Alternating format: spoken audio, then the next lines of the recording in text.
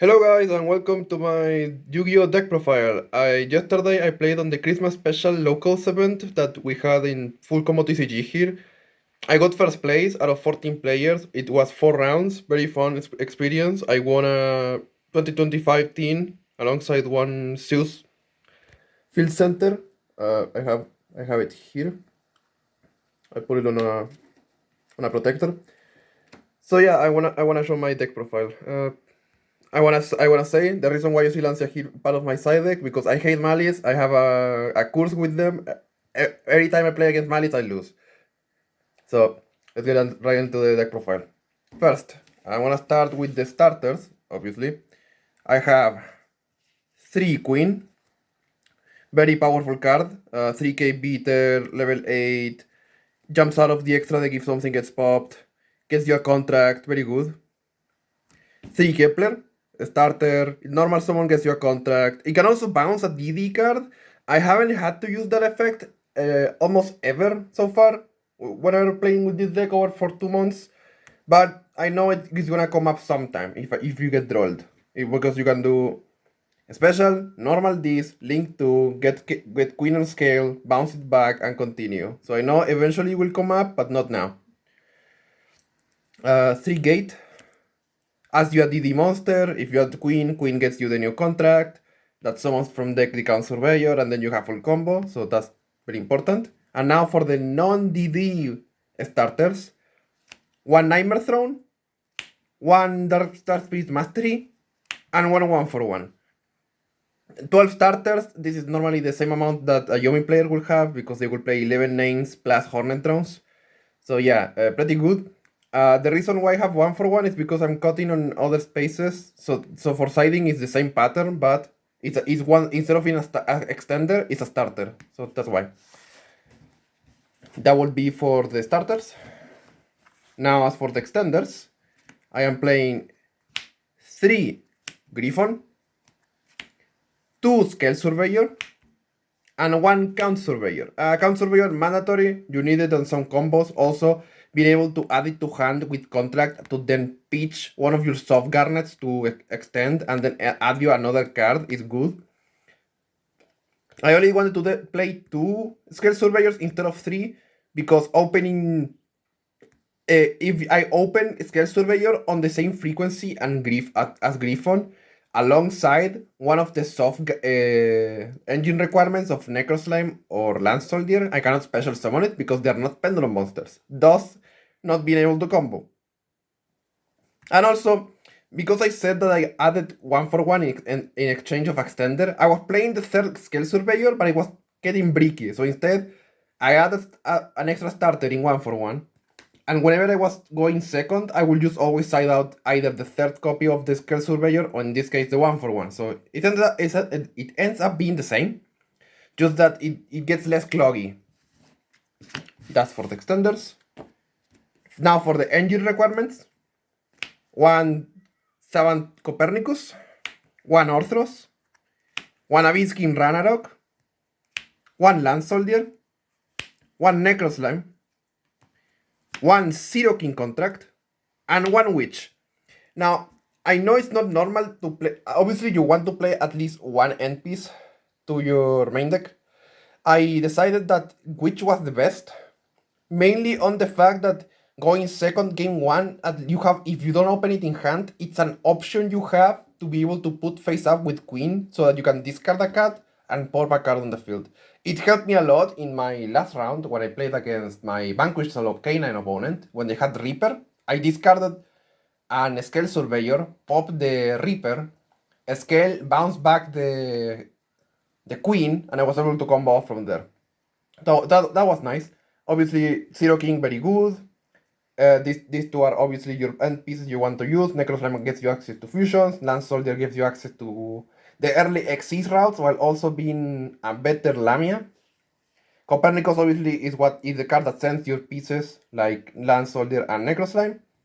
Orthros, I will always play it even in locals where there was no bestials because it smoothens out a lot of your lines.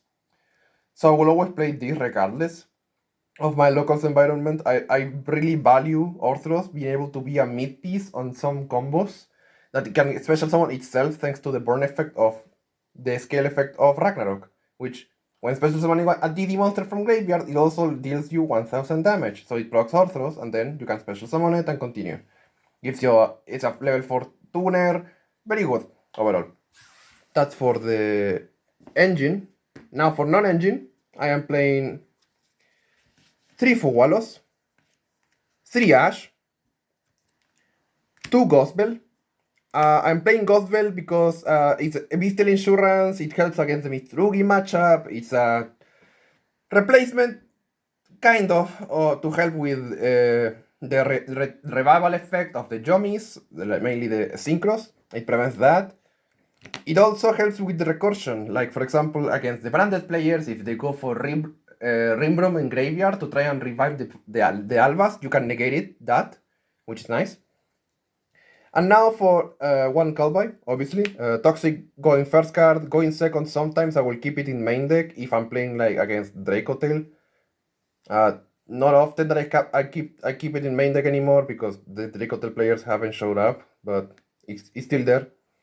And now for the things that really helped me out during the locals this past weekend.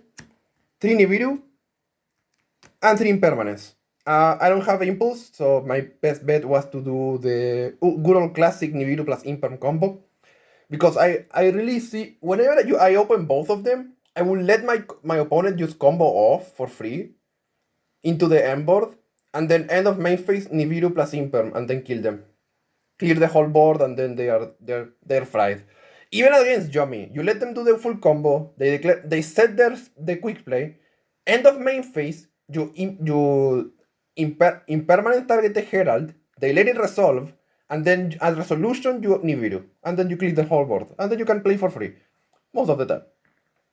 With the quick play, they can still use quick play, revive one synchro, and try to play from there, but it really helps that you can do that play and really make them die. Main deck is 40 cards. That's for the non-engine on the main deck. Sorry. Now, as for the extra deck, I'm gonna make it quick, at least in explanation. For the fusions, I'm playing the Arc Crisis and the Genghis. This is your fusion target. This is your game end piece. Go in second or turn 3 if your board gets half cleared or full cleared. You can summon this and end the game, or at least attempt to end the game the simplest way possible, which is buff it up and attack. For the Synchros, Siegfried and Clovis. Clovis is half of your Caesar, and Siegfried is a good negate. It targets a spell trap on the field to negate its effects until the end of the next standby phase.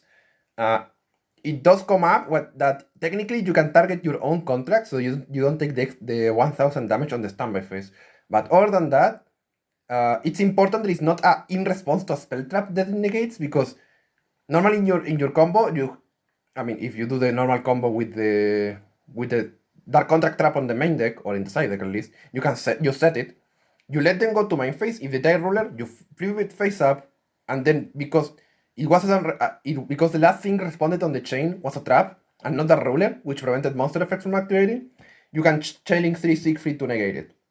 It didn't come up in these locals, but that's a good play I like to do most of the time, because that forces them to have another way, and also lets my field get value unless they have 2 copies. If they have 2 Dark Rulers, it's whatever. But very good. As for the X's, I am playing, obviously. Oh, sorry. I am playing White King Solomon. Adds a DD card on detach, very good. Can add you the trap, can add you Griffon, can add you an extender, can add you a starter. Very good overall. Wave King Caesar, very good piece. Adds your contract when sent to graveyard, has a quick effect. That voluntary detach. Sometimes I would like to have a voluntary detach just to be able to get Griffon in the graveyard if I already use the Solomon. Very nice to have. One Quintel, we have used this a lot. We send Necroslime, we send Land Soldier, we can send an extra Dark Contract with the gate, so the Zeus negate is live. It can also send Necroslime, Griffon, so that you can add a DD card when reviving the Griffon. Very good. Caesar, the boy. One Black Armageddon. I'm playing this because I was expecting I mean, there's one player on my locals that plays either Lunalight or Malice. So this is my extra deck slot, my flex slot in the extra deck for the Lunalight matchup. Because the important line of text that it has as a monster effect is that pendulum monsters you control cannot be destroyed by card effects. This includes itself, and this includes the Arc Crisis. So it protects Arc Crisis, it's 4k versus 38, you can attack over and kill them. That's the idea at least. And then, obviously, 2 copies of Deus Machinex. The boy, if they activate Fallen Valvas, you attach, doesn't resolve. If they activate a Millennium Monster, you attach, this doesn't resolve. If they activate a Tiger or Wolf, you attach, it doesn't resolve. It gets behind as material. Very good card. I really like it. They activate one Yomi normal monster, Yomi monster on normal. You attach. End of story. Very good. That's for Texas. And for the links, obviously, I am playing 3 copies of the Gilgamesh. Yeah, technically the extra deck, there's only 13 mandatory slots. My 2 flex slots are the 3rd Gilgamesh, and obviously, as you saw, the Black Armageddon. Because the third one sometimes comes out when I'm doing combos with Count Surveyor in hand. When I have to start with Count Surveyor, sometimes it comes out you need the 3rd one if you want to get the Dark Contact Trap to hand. If you don't, it doesn't matter, but that's an option. And also Black Armageddon explained. And finally, obviously, the boy, Sky King Zeus. Negates a monster effect on hand, it gives you an additional pendulum summon, 3 down pointing arrows, link 3, very good card. That's for the extra deck. And now for the side deck, I am playing that's a funny comment. I technically had 22 cards in my side deck, but then I, obviously, for consideration, and then there was some that I just left out because I wasn't expecting some people to come up. So, for example, I thought he was gonna play Maliss. At least, if I expected him to show up and play Maliss, I wasn't going to play Cherries, for example, because he wasn't playing Lunalight. But whatever. Side deck. 3 Lancia. My headbed against Maliss. I don't like Maliss. I just want them to die. I really hate the deck. I will prefer 1000 times more to play against Lunalight, an FTK, Yomi, Mitsurugi, or whatever bullshit, than play against Malice one more time. Also, it doesn't matter that I side deck Lancia because I either don't open it and they just go full combo, or I open it but they draw the one of callback anyway, so it doesn't matter. 3 Droll. The reason why I'm not playing Droll in main deck, very simple. Most of the decks in locals don't do hard searching. The only ones I think that do hard searching are the Mitsurugi deck and BSK9. Mainly because Mitsurugi obviously adds a lot, because if they don't add out of the ritual effects, they cannot revive. They need to add to revive. And also BSK9 because they have a lot of effects that add. The normal summons from Vanquish Soul add a lot. The field spell adds. Also the K9s between Reaper, Joku, and Lantern, they add a lot. So yeah. And also because it's my for going first post game 1, I can just side out the Fugalos to put Droll to be my anti-Droll insurance. So my anti-Fugalos insurance. That's why. More charm in general. I also played the Thrust package. 2 Thrust. Beautiful alt art, by the way. I like it. 1 Dark Hole. 1 Raigeki. 1 Duster. And the 1 Salesman. This is also for the Lunalight matchup. You declare either Silverhound or Liger Dancer. They have to either negate it with the Silverhound, or if they don't have it live, you just turn off whatever is most annoying to you for that turn, and then you can try to kill them from there. And also I'm playing 1 Headhunt for my Thrust. In case one of the hand traps is useless on the matchup, I can just side in the 2 Thrust plus the Headhunt. It's also not that dead if I open Headhunt, because Thrust can get me to impermanence, so it's not the worst. Also, going second Thrust can get me the Dark Spirit Mastery, so it adds me one of my starters, then on Queen, and then I can continue anyway. And then, for my last 2 cards, I am playing some Dark Contracts Continuous Traps, obviously. the most expected one, Eternal Darkness, very good card. Most players on my locals aren't really affected by this card. Like, yeah, Yumi can get affected by this, and they use summon but they use summon SP and banish it. Obviously, if I don't activate anything else for the rest of the duel, they cannot get the SP off of the extra monster zone, so they cannot summon a Yumi, and then they lose, obviously. So it sometimes does its job. Sometimes, other times, they can just remove it, and they can be fine. Also needed for a lot of branded players that have main deck super poly. So if possible, if my combo is good, my hand is good enough, I can just place it face up and prevent super poly from affecting me. It doesn't happen often, but it's there as a possibility. And for the 15 card in the side deck, Dark Contract with Errors. The reason why it's here is because there's a few players in my locals that like to play early match, and also same reasoning as Eternal Darkness. If my hand is good enough, I can technically put Errors face up, so that for the rest of the turn I can use its effect, its ignition quick effect, to trap stun the field. It can negate impermanence, it can negate impulse, it can negate evenly. It's a lot of fun. And even if it's face up on the field, it still counts as an anti-Dark Ruler insurance, because let's say it face up on the field, they go to their turn, main phase, they activate Dark Ruler. Because it's face up, you can choose to activate its continuous effect, because it's an ignition quick effect that you can use on the turn to be able to make it so that other traps on the field are stunned. And then after, because you responded with a trap effect and not a monster effect, now the restriction of response with the Dark Ruler is not active, you can negate with Siegfried. Very good card, honestly. And that's for the side deck. As for the deck profile, my rounds, I don't remember how... I played yesterday my locals, so I don't remember much about how the rounds went. First round, I don't remember much. Round 2, I know I played against the branded. Game 1, I went first, I did full combo, I won. Even though they opened Super Poly. Game 2, I went second. I declared with Salesman the Fallen and the Virtuous, because that was the known set I knew. I summoned 2 monsters, the Super Poly, and I lost. Game 3, I went first, I full comboed and I won, obviously. I drew Bell off of Griffon Pendulum Zone effect, but I didn't have the chance to activate it, so for the rest of the tournament, my bells didn't show up. Round 3, I know I played against Primite, Finsmith, Blue Eyes. Game 1, I summoned 2 monsters, they shotgun Fuolos because they know I'm going to go into the link. I just set Witch and Impermanence face down. I imperm their Beryl. On the column they also have the Lordly Load, so they cannot summon the Blue Eyes with that effect. And at resolution, I pop it with Witch. They use Maiden to get True Light for Wishes. Wishes discards Roar. And after the resolve Roar, they realize that after the resolve Wishes, they realize they discarded the wrong card, and then they concede because I have follow-up to kill them next turn.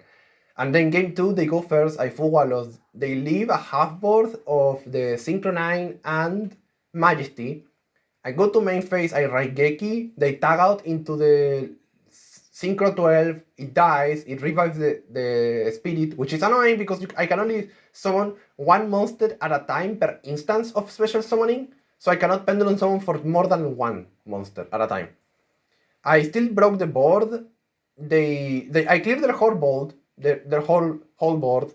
They draw for turn. They attempt to activate wishes, but they are out of targets of spell traps to add, so they concede. And then for my last round, I played against Mancrimson Canine. I lost my die roll. That was my only die roll I lost that tournament. I won my die rolls on rounds 1 through 3, but I lost my die rolls on the round 4.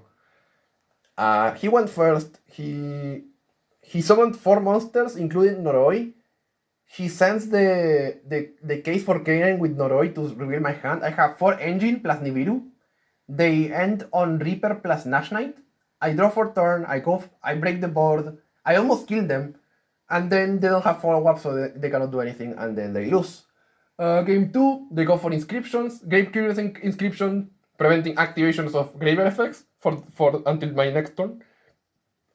They normal Noroi, I imperm, they pass, my turn, I do a few plays. I misplay because I summoned the Can Surveyor when I was under draw, but even then I OTK them. And that was my locals. 4-0, very nice. It was a very nice experience. I really liked playing. So yeah, that was my deck profile. Thank you guys for watching, and I'll see you in the next one.